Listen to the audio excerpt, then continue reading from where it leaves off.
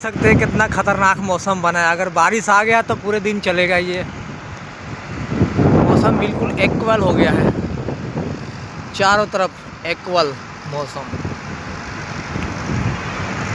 मन खुश हो गया मेरे दोस्त।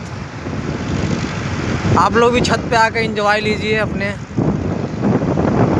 5-10 मिनट ज़िंदगी का, देख सकते हैं।